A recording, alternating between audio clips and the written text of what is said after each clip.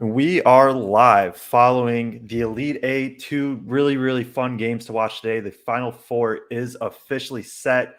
I am your host, Joe Jackson. Joining me is Craig Bowers and Aidan Kuntz. Just going to recap, the two great games today, probably preview a bit of the Final Four, probably get some tangents in there about random stuff because that's just, I think that's probably what just will happen. We'll just start right away. Craig, we'll go to you. What are your kind of just overall thoughts on the tourney so far, the Elite Eight games, Final Four setup, just anything like that? I think I was thinking about this before I decided to come on tonight. And the thing to me is people have searched for overarching narratives throughout this tournament about this conference or this style of play or that style of play. And I don't think there are any other than you have to have shot makers. You have to have guys who have supreme confidence in their shot and are willing to take that shot. And I saw a tweet a couple days ago that showed the age of every player in the Elite Eight, and the amount of freshmen and sophomores was really small, especially starting on those teams. So experience matters. I would guess maybe that's the one overarching narrative that you could look at is experience matters. But we have all kinds of different teams in this Elite Eight. We have four, in my mind, vastly different styles of teams in terms of what they want to do, how they're built, how personnel is assembled in this Final Four. So I don't think there's any huge takeaways other than matchups matter. And in single elimination tournaments, if you're not hitting buckets, like nothing else matters. And maybe unless you're San Diego State, like they're the type of team that even if they aren't hitting buckets, they can still figure out a way to win a game. But man, if you have an off night, single elimination tourneys, it's just tough to get through that. Yeah, 100%. And before I throw it to Aiden, I think you're spot on. Pretty unique styles. And I think, for if we're looking for like an overarching theme, it's you have to be elite at what you do. San Diego State is elite at what they do. Miami is elite at what they do, just relying on shot making. San Diego State's just going to muck it up, turn it into just get you in the mud. FAU is elite at being able to legit have 9 guys that they can play at any time. They have 7, 8 shooters at all times. They have 4 shooters on the court, and then UConn's just kind of elite, with their size and having Sanogo in that. Like, I think you just, whatever style you play, you got to be elite at, it seems like, plus the shot making, like you said, like you just need shot makers. Aiden, what about you? What are your kind of overall thoughts before we dive into the games? Yeah, nothing really big. Pretty similar to Craig. I mean, I think looking at this Miami team, you got to think the role of NIL. That's an interesting conversation. As far as, I mean, they bought one player pretty publicly, and then the other guy said, you know what, if he's getting that, then I'm jumping in the portal, and then Wong ends up staying, gets, I guess, a little bit more money. Forgot about that.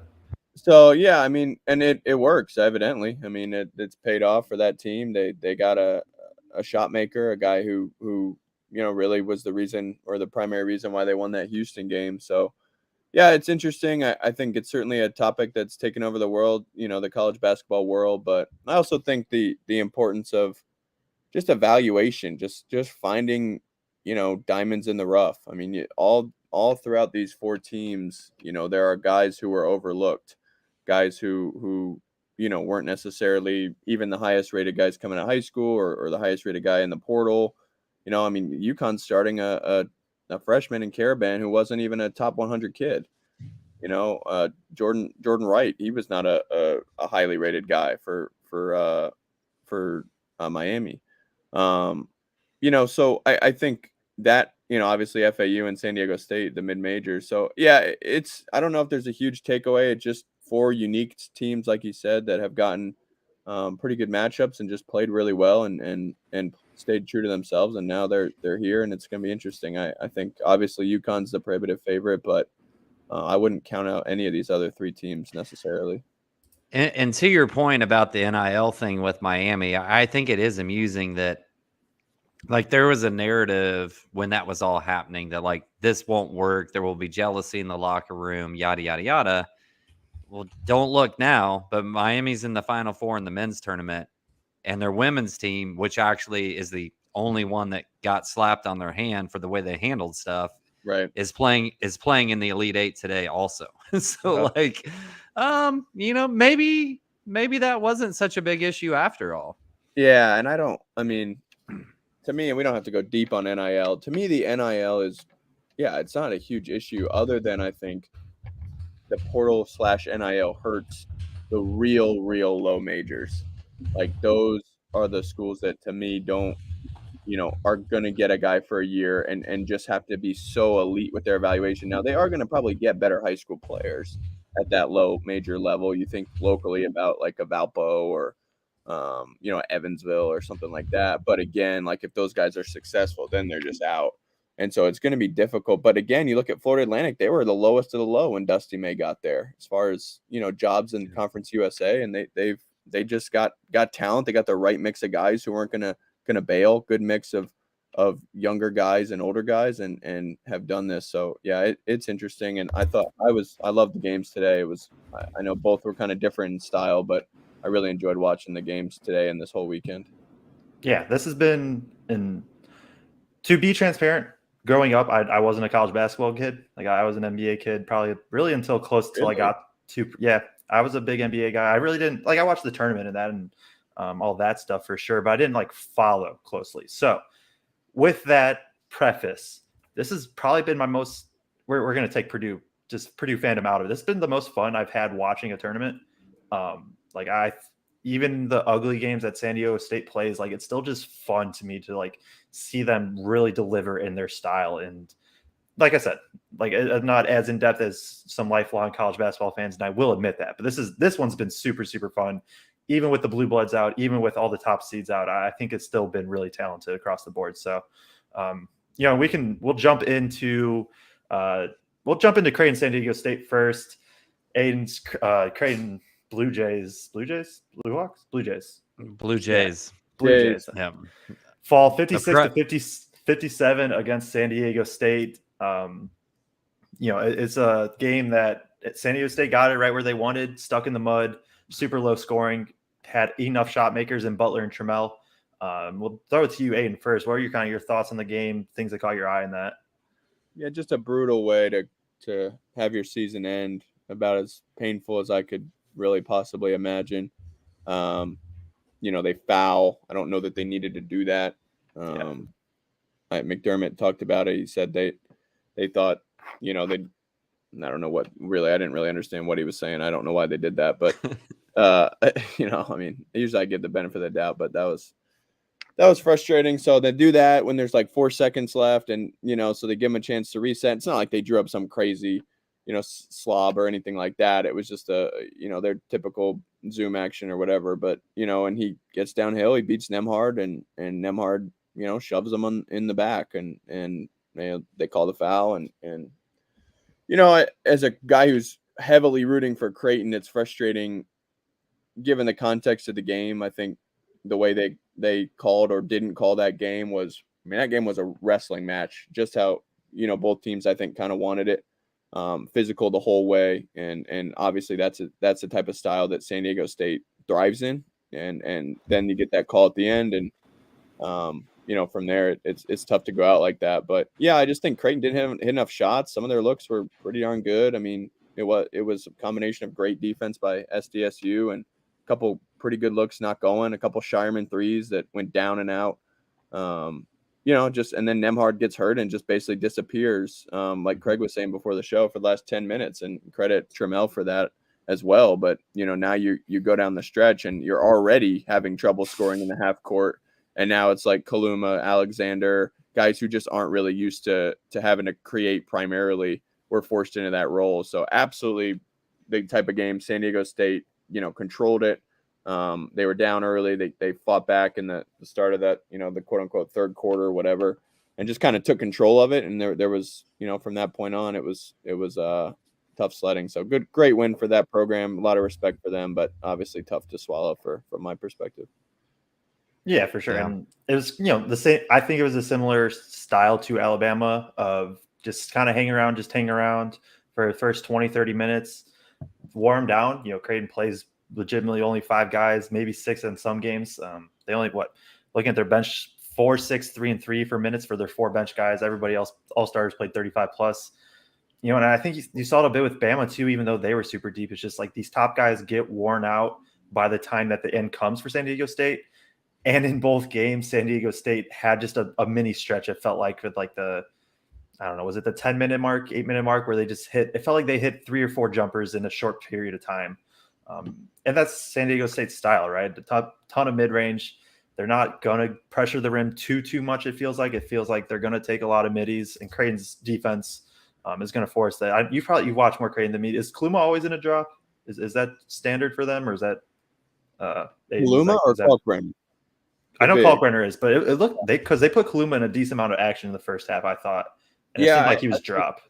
I think it's just matchup dependent because San Diego State has basically a second 5 on the floor at all times.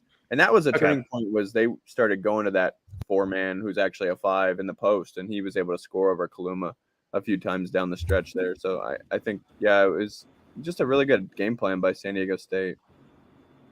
Craig, what about you? What's your thoughts on the game? Well, one, I know like Purdue fandom is going to hate to hear me say this, but I San Diego State did what they did extremely well, which was play incredible defense. I thought there was a lot of contact, a lot of physicality in that maybe could not have been called at different times. That's not the type of game that I enjoy watching. Like, I enjoyed the second game where there was elite shot making. They were running, they were out and going. Not a traditional big 5 out at a lot of times. I didn't enjoy watching the first game necessarily, but I still can respect the fact that San Diego State just imposed their will of how they want to play the game on Creighton. And the knock on Creighton all year has been, like, we all know their starting 5 can play with anybody's starting 5. Yeah. But are they going to get any help at all? And to me, you could really tell those guys were wearing down as that game progressed. And there were multiple times, and I'm not even old enough to remember the live Muhammad Ali fights, but I remember watching tapes where, like, a guy's going at Muhammad Ali and he just kind of laughs at him like, "What are you doing?" And to me, there was multiple times tonight where a guy tried to challenge a San Diego State defender, and that defender just shut him down and then just kind of laughed at him like, "Nope, you're not coming on me, dude. Like, I'm physical and athletic enough that you're not coming on me." And especially in that last 10 minutes, I thought Trammell, yeah. Trammell. I thought he did that to Nimbar multiple times in that last 10-minute stretch of just like shut the offense down before it even got started. So props to him. For sure. And I can bring up the stats here. I do want to talk about Trammell and Butler, because I think, like, obviously they're not a high scoring team, right? That's just not who they are. 57 points, but I didn't expect this type of scoring output from Butler, but I've been really impressed with him this whole tournament. I think he's made really, really good decisions with the ball in his hands. I've been impressed with Trammell. He's kind of, even at 5'10" or whatever he's listed at, that guy that can go get them buckets, especially with Bradley. Bradley's been their guy and just hasn't been good. Or at least scoring the ball hasn't been good. Like, he's been their leading scorer. He's been, I don't remember if he won Mountain West Player of the Year this year. I believe he did last year, or was one of, he made first team, whatever. Is a solid scorer, and I think he put up 2 this game, and he put up like 6 last game or something like that. I could pull it up on the side, but I was impressed with Butler and Trammell. And when you get, like, the issue against Alabama, right, for the first 30 minutes was they did a great job getting everybody in the mud, but San Diego State was also just stuck in the mud and they couldn't score. And, like, you still need somebody at some point to knock down shots. And if they can get one of Butler and Trammell, one of Butler and Trammell plus Bradley going back to kind of what he's used to, then I think they have a legitimate chance at winning the whole thing. But I think they need at least 2 of those guys, probably 3, if they want to get past FAU plus then winner of UConn, Miami. Yeah, I think that's right. I mean, they need a little more scoring punch. I think the Nembhard thing was the big thing today. I mean, he those first 7 points were all in the first 5 minutes, and he was putting pressure on the rim, getting downhill, and then just kind of got taken out of the game, and then hurts himself, and he was done. So yeah, it's tough, man. I mean, San Diego State, I think I think they've got to be favored against FAU. I don't know if you guys agree with that, but I would say so by like 2.5 or something like that, probably. Yeah, I'd say that if I had to pick the lines, I would say 2, probably 2.5. Yeah, that's right. Something like that. They're tough. They're old. Mensa's a hell of a rim protector. I mean, he got a bunch of the Creighton guys today. It doesn't say how many blocks he had there, but certainly we That's can the find best that. thing about doing this live. I know. It's 3 nice. blocks. 3, yeah, and in 19 minutes. I mean, and then he hits the floater late to put him up. So yeah, they're an impressive, well-rounded team. I mean, they really are. They and it's not like they had a real easy path. I mean, yeah, they got Furman, but Charleston was a pretty good 12. I think Bama obviously is elite, and then Creighton I think was a really good 6. So I mean, they've earned this spot, and good for Coach Dutcher, who I think was an assistant there for 25 years before getting his shot as the head man. So, I mean, it's paid off for him in a big way. Line right now has it San Diego State -2 for anybody that was wondering. Yeah. Right. So, feels about right. Yeah. Craig's putting his house on FAU by that reaction. I'm just saying if I've watched any team all tournament that I think can handle the toughness of San Diego State, it's FAU. Like, those dudes to me are just tough. Like, Yeah. they battle, they fight. It's not always pretty, but they have 7 or 8 different guys that can score at different times. Doesn't really matter when the moment is. Like, they'll anybody will get the bucket at any given time, and they fight. They play hard defense. I think it's going to be a really good matchup, but I would not be shocked at all if FAU goes. And not to preview too far, but the type of teams that give UConn problems, they have not had to face yet in this tournament. And I think FAU and San Diego State are both that type of team.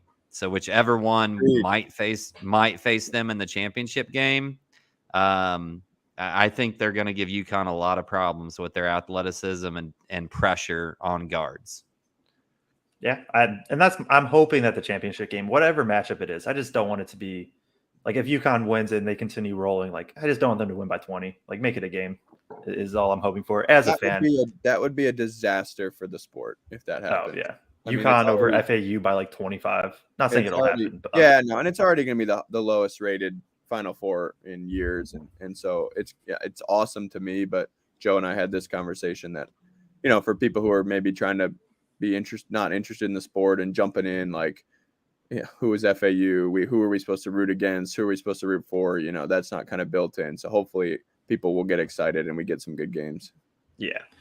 One thing I will be looking for in the Final Four matchup of San Diego State FAU is 3-point shooting. San Diego State's second best defensive 3-point shooting percentage in the country, and they do allow a good amount. FAU is one of the higher. They're 44th in 3-point percentage. They take the 35th most threes.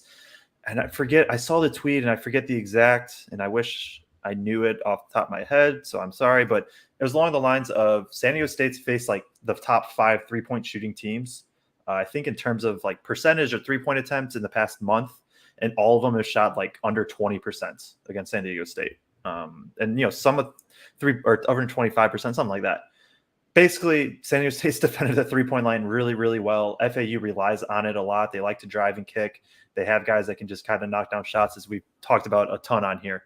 But that'll be the one thing. If FAU doesn't hit threes, then this is, again, wide open for San Diego State. But as we mentioned, Aidan, I think on the other show, is just like San Diego State's not a team that's going to blow teams out, probably. Like, they're just not built for that. But yeah, I think it's one where I think there's this. I don't think I think it'll be within 5 points either way. There's a scenario where FAU blows out San Diego State. I don't see a scenario where San Diego State blows out FAU. So I agree. I don't know. Do we have anything else on this game, or we want to jump to Miami and Texas and let Craig go on his little bit? All right, we'll let it go. Miami wins 88-81 over Texas. Craig, what were your thoughts? Guard play, man. I picked Miami to go to the Final Four. 1 out of 4, 25%, right? Like, that might keep me in the major leagues for a year or two or something. At bat at home plate. That's the only one I got right, and that was probably like my biggest reach. But I just thought guard play, and man, every single one of those guys can attack off the dribble. Every one of those guys can shoot a 15-footer, at least decently. Like they just all offensively can do so many things right.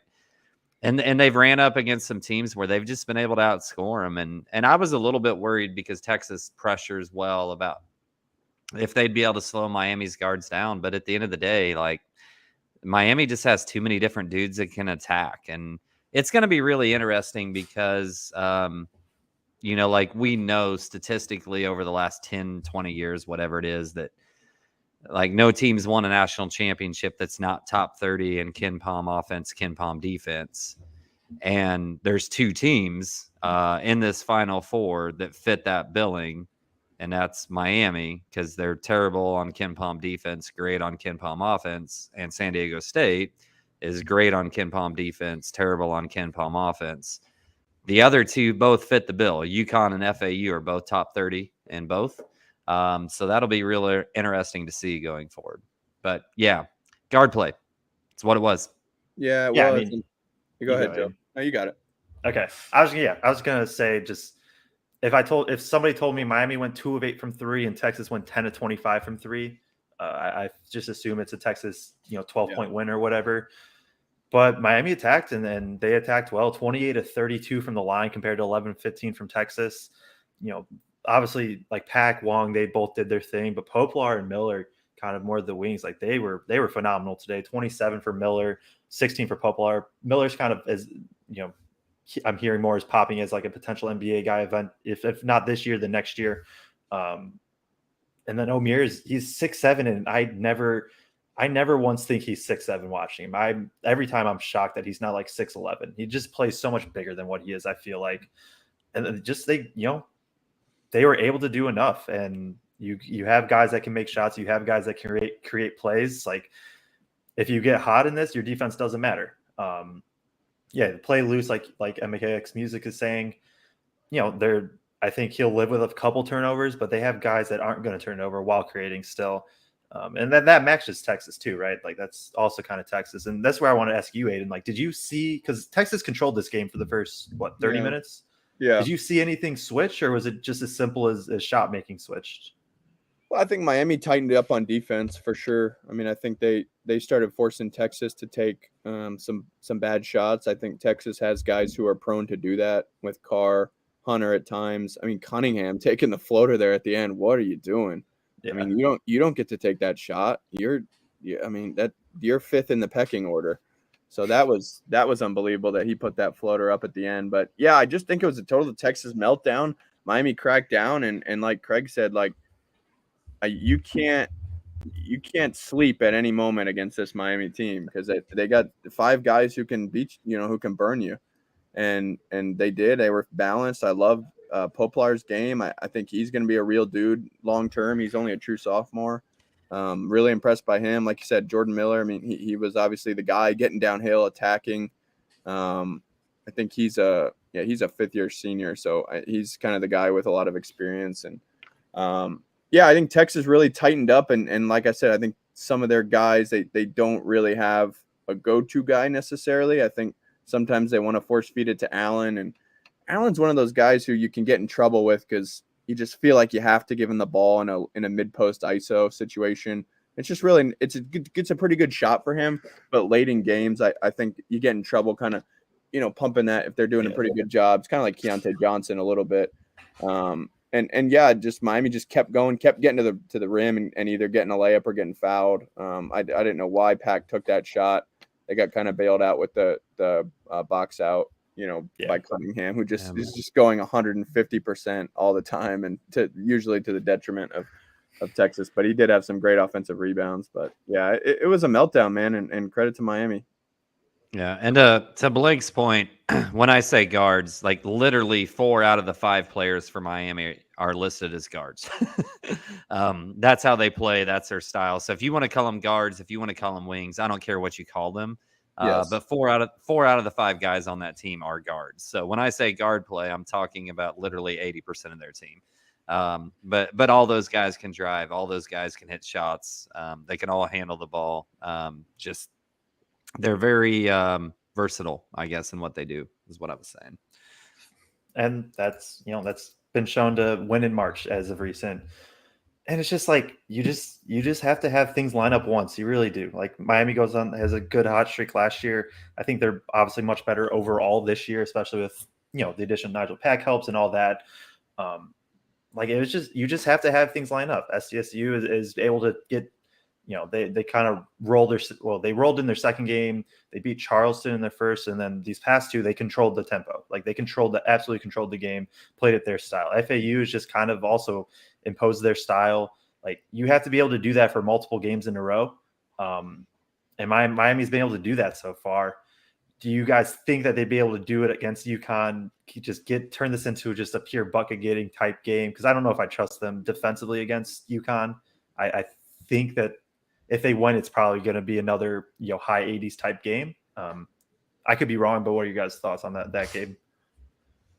I worry a lot about Omier and foul trouble. They're not deep. When it's Sonogo and Klingon, it just, we saw with Timmy, like it's almost, and Timmy didn't even get his fouls against those two guys, honestly. But it's just hard, man. And they are not deep. This Miami team, they may have the best starting five, out, but again, we saw it with Creighton. Like that's great, but you got to have some depth and guys you can bring in, and maybe they get something unexpected from Beverly or Joseph or any of those guys who come in from time to time. I don't know. I think I'll say this: they got a bunch of guys who love the moment and are gonna definitely gonna hit shots on that stage for sure. I wouldn't worry about that at all. I mean, this isn't gonna be like Gonzaga, because Gonzaga's 1 through 4 is just night and day compared to this Miami team. Like it's not even close. So it probably, I guess, on the surface, without digging in anymore, I mean, I would give the edge to UConn. I'd say UConn should be favored. Oh, I don't know. I bet Vegas has them like 6 or 5, but I think maybe a little lower than that. It's 4.5. 4.5. Okay, yeah.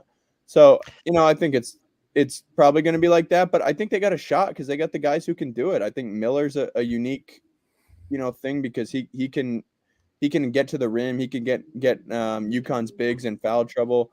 They all really can get to the rim, honestly. And so it's something I don't think Miami's really seen, this level of, I don't know what the word is, maybe just smooth.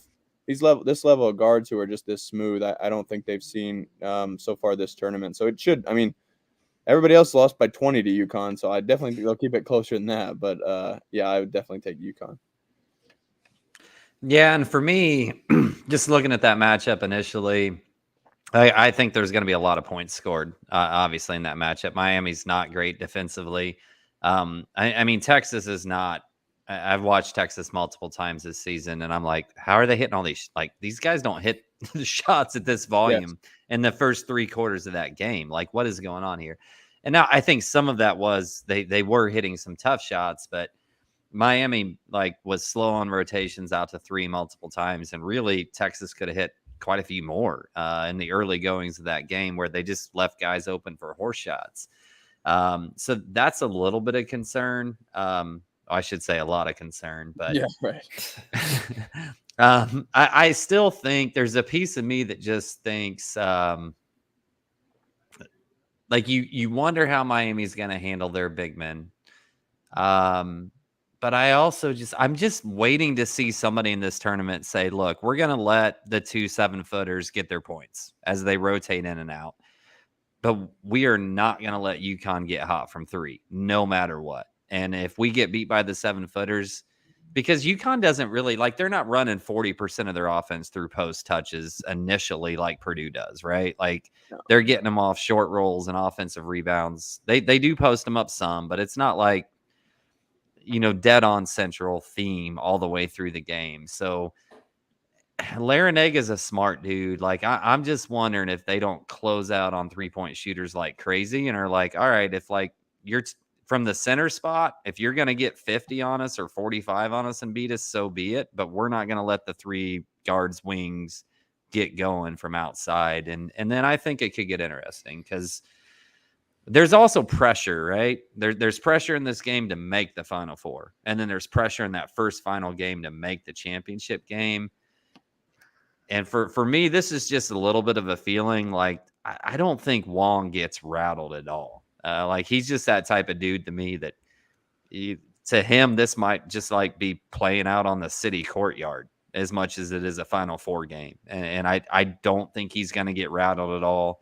And sometimes we see teams come out and just be real tight and never recover. So I got a little bit of faith in that. I'm right in Miami, guys. I'm locking in, going with Miami. Yes. There you go. With that, I'm looking over the stats. Miami does allow a good amount of 3-point attempts. UConn takes a ton of 3-point attempts, so that will be something to monitor. Like you said, if they are kind of doing that. The other thing is if Miami is able to attack like they did today, the one area on UConn's defense that's not been good is they just have fouled a ton. They're 319th in defensive free throw rate. Miami isn't like, they're a little below average, but today they get, what did I say, 32 times, 28 to 32. If they can do that, and then they can be the ones that get, maybe Sonogo or something like that in foul trouble, that probably changes the game too. Oh man, I don't want to go against Craig's he's just been spot on with Miami, and it feels wrong to go against, but like my lean is UConn. I think they're the better overall team, but man, this is close. This is close. I don't know. I'll go UConn. I don't like it at all. You got really to. Don't. You got to. Because just like I see it for Miami, it's just you knock down some shots. You have 3 to 4 wings, like you said, that just all can create. And can UConn keep up with that? And so, but I'll take UConn. I don't love it.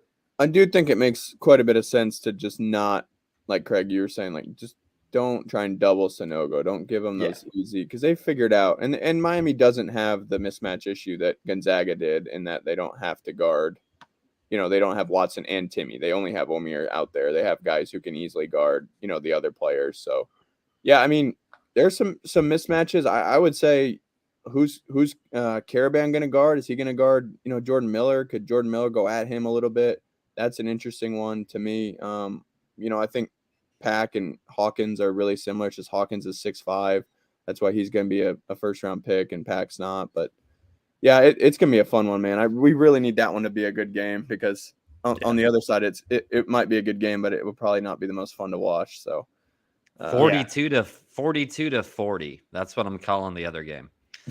It could be. FAU, they have two different styles, man. I don't know which FAU is going to show up, but yeah, boy, I like that FAU group, man. Jeez, they're fun to watch. I do too, and you got a region boy on that team. If Braggs was in here, he'd be flexing about that. Hey, we've got 2 Indiana kids in the Final Four, right? With Pack and yep. And Nick Boyd, I don't know. Nick Boyd attended Bosco in Crown Point. I don't know if he's from Indiana, but he starts for FAU, the point guard. He attended where? Don Bosco Prep. Oh, it's where Grady Eifert went. Yeah, I didn't even know that existed. Yeah, it's a pretty good prep school out there in Crown Point. I can't remember if he's from Indiana though. He's from. I thought those were New like York. I thought those were breadsticks with cheese on the inside. Bosco sticks. Maybe that's where they got the name. Maybe that's where they got the name. I don't know.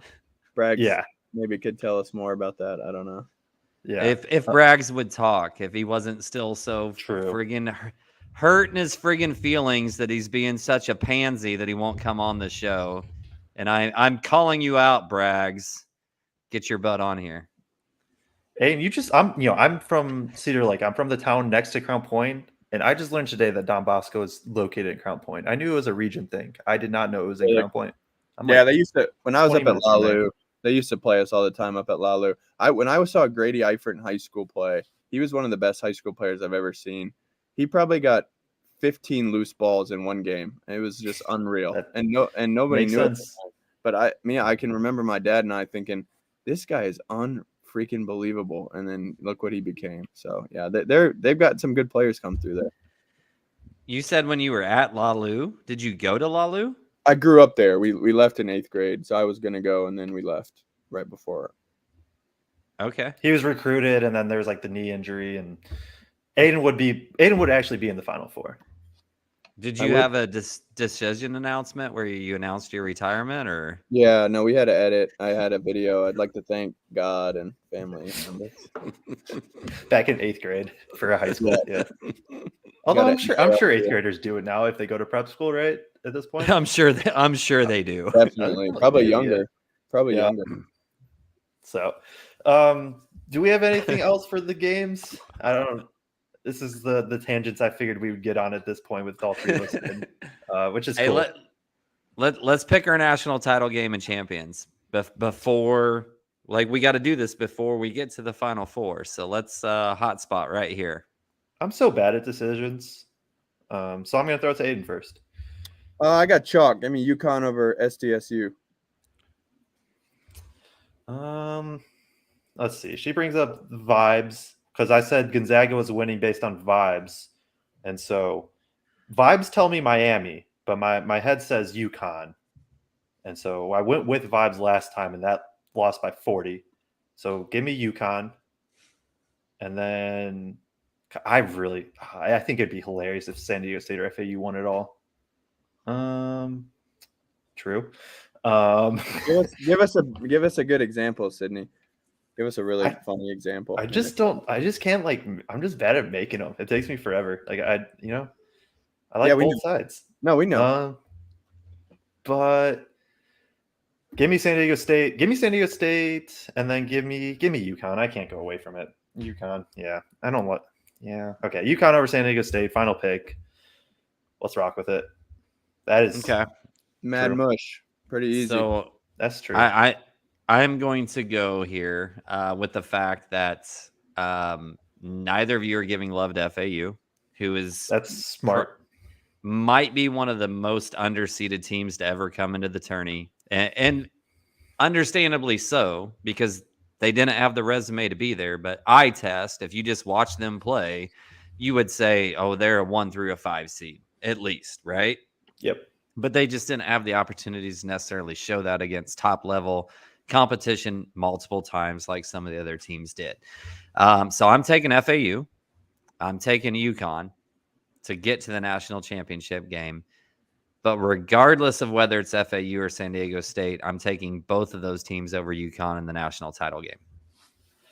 I love it. I want to switch to FAU. The vibes would be the vibes of FAU. What All you gotta want? all you gotta do is call Braggs out, and he'll show up on the show.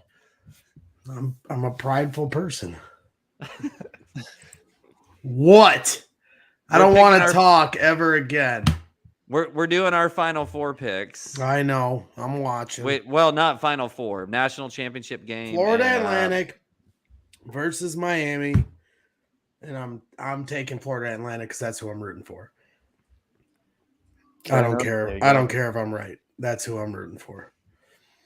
I hope I'm right. Kid from Gary, Indiana. There you go. I covered him. I covered a few games of his when he was in high school around here. So really cool to see him get there. Was he 21st century? Where was he? 21st century. Yep. For John L. Davis. So that's really cool. They play really hard. They would have been a tough matchup for Purdue, obviously. Yeah. So, but that's my teams.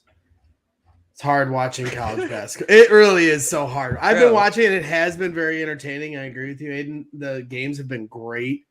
The FAU Kansas State game was great. The Miami Texas game was great. Both the Kansas State game before that was great.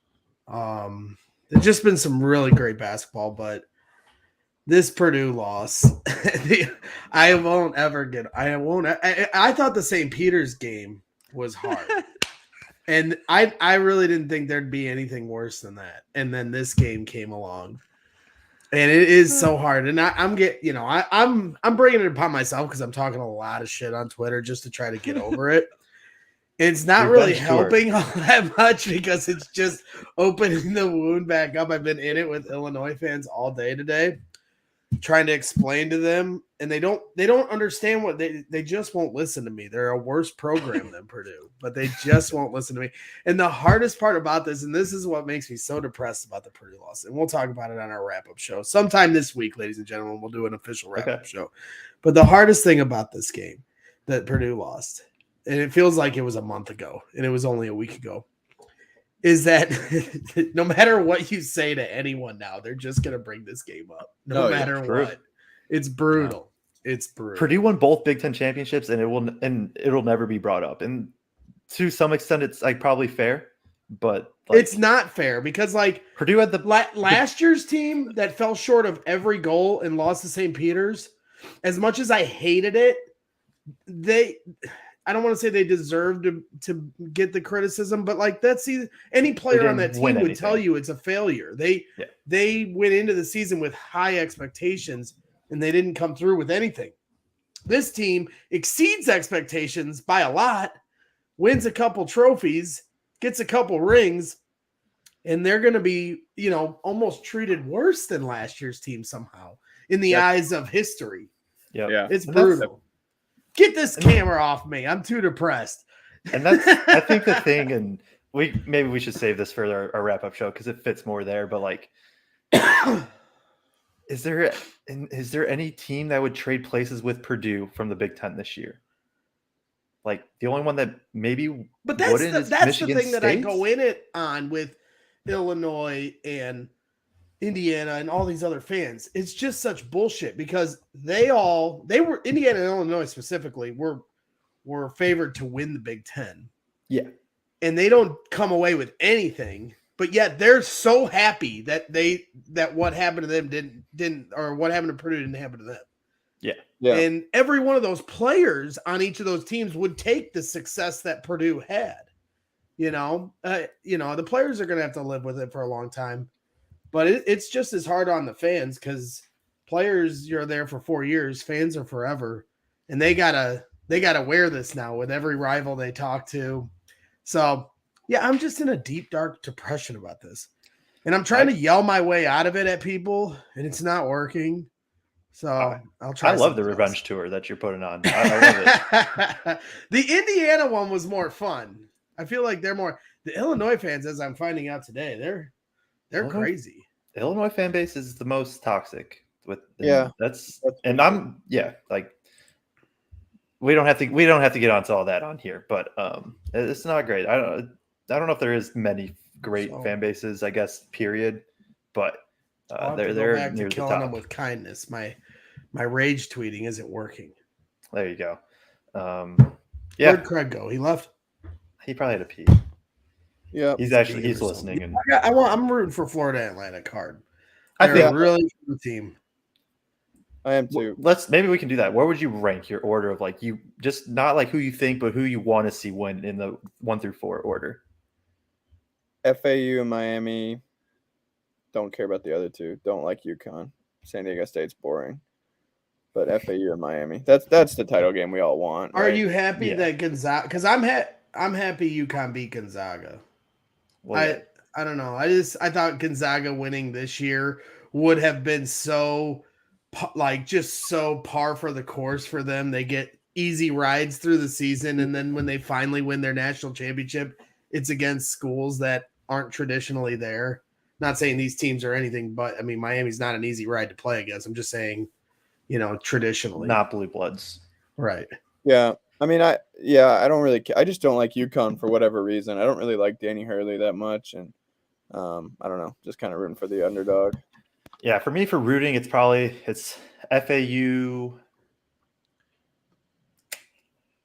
I might put San Diego State too. I just think it'd be fun. The game wouldn't be fun to watch, but I think it'd be fun in general and funny. I guess that's part of my take too with rooting at this point is like, what's the funniest Twitter outcome? And I think San Diego State winning is just a funnier Twitter outcome, just because like they're Mountain West and all that, and they play a boring style and just grind it up. So I'll go FAU, San Diego State, Miami, and then UConn. But I don't have a hate for UConn. I know they're pretty. It seems polarizing, and you either like them a lot or you don't. But I'm pretty neutral on them. Craig, you could hear all that, right?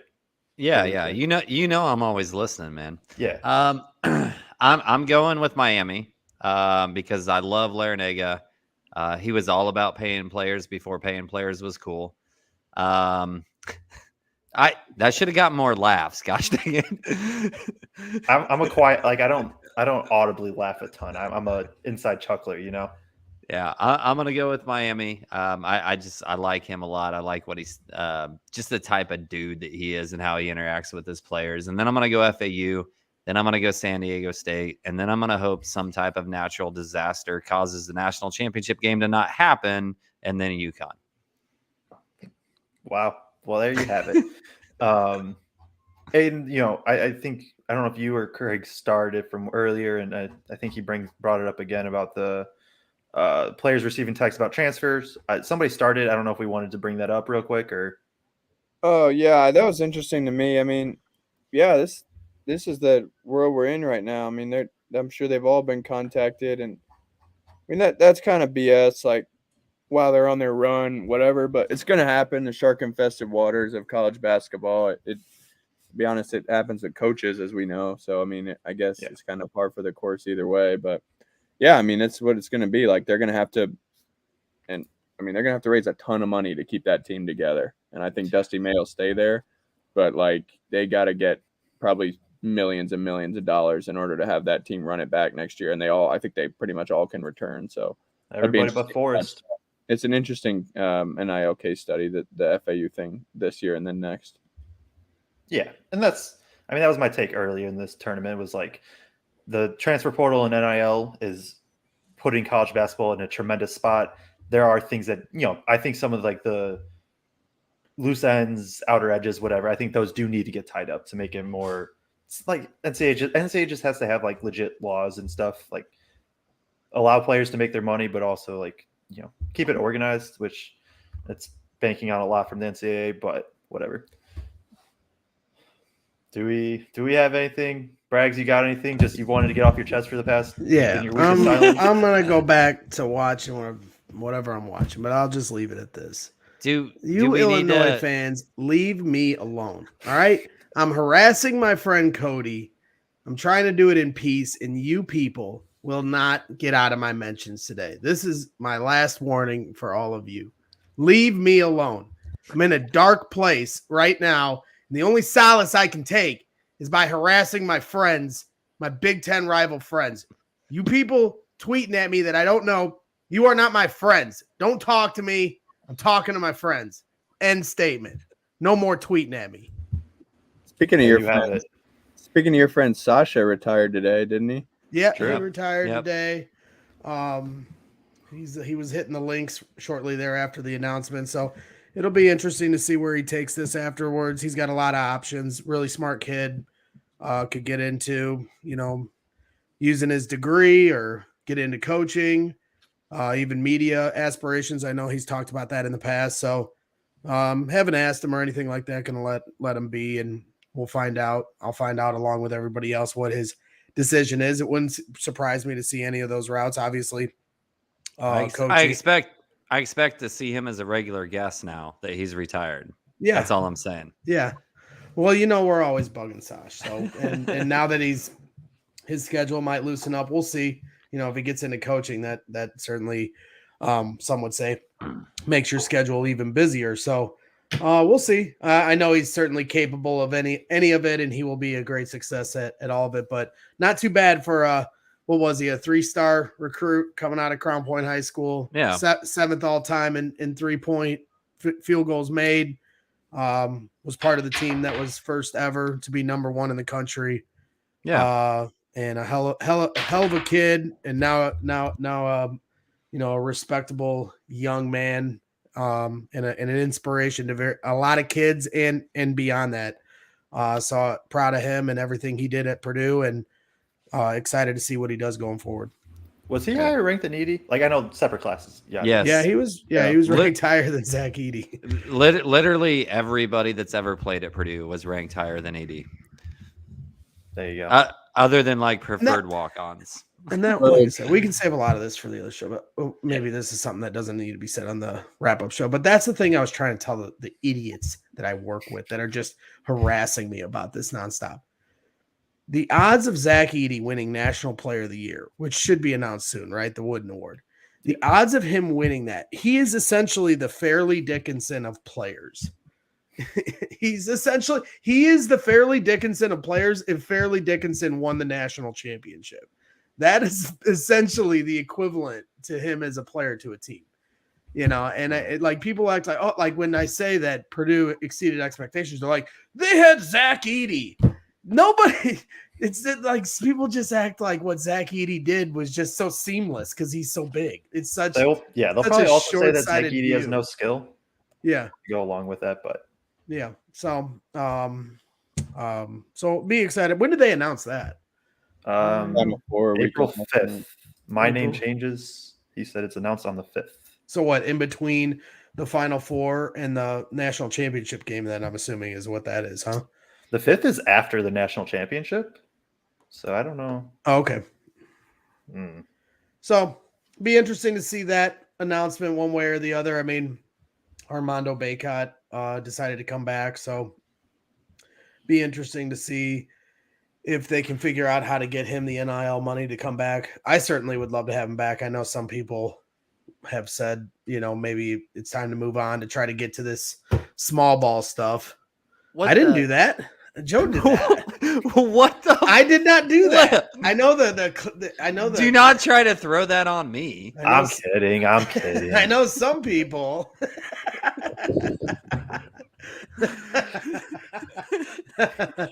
Yeah, bro, that's not group message stuff does not come out in YouTube shows. Fair enough. My bad. All right. Well, we wrap this up. Tune in next week as Greg and I break down metaphors and allegories about The Last of Us related to Purdue basketball. Yes. There it is. Well, everybody's invited. We're gonna do the end of season wrap up show. We're gonna see if Bobby Buckets is available for a day here this week during the week. Maybe do a little Final Four preview or whatever. Great job, Joe and Aidan. Here these last few shows. It's been nice to just sit back and watch you guys break it down. You guys do it better than anybody. So that's it. Leave me alone. I'm leaving. You guys wrap this up. Have a I think good this night. was good for you, Braggs. I think you needed this. Yes, this was cathartic. Yeah. Like I needed to force Greg into coming on live again so that he felt like he could actually do that next week. So Yeah. It was a little just like warm up, and now we're back in it. Yeah. So are there any sports on at this hour? Yes, there is women's elite women's, eight. Yeah, Miami is down 9 to LSU in the third, and then in a bit, Louisville tips off with Iowa, which should be a very, very fun game. Yep. So there's that. I don't know any others. Is there spring training? Maybe the most fun in the entire country in terms of just a single player, men's or women's. Yeah, and Caitlin. I mean, Clark. you could argue that she is the most dynamic player across all basketball in general right now. Oh yeah. Yep. Oh yeah. So that should be fun. I don't know what else is on XFL maybe. Yeah. Nothing important. We're at that time. I went through it this week, and we're not doing as much content because Purdue's out. It's just like, what do I do now? And I think I'm gonna thread, like do a film thread on each of the Final Four teams. That'll cover me this week, but then it's just like it's gone for a bit after. But still got one more week. I think we're good. Anybody have anything else? I got nothing. Right. So we will be back sometime this week per Braggs. Live announcement here. We will be back sometime this week, recapping Purdue, talking Final Four, all that. So thank you, everybody, for tuning in, and then we will catch you whenever that is this week.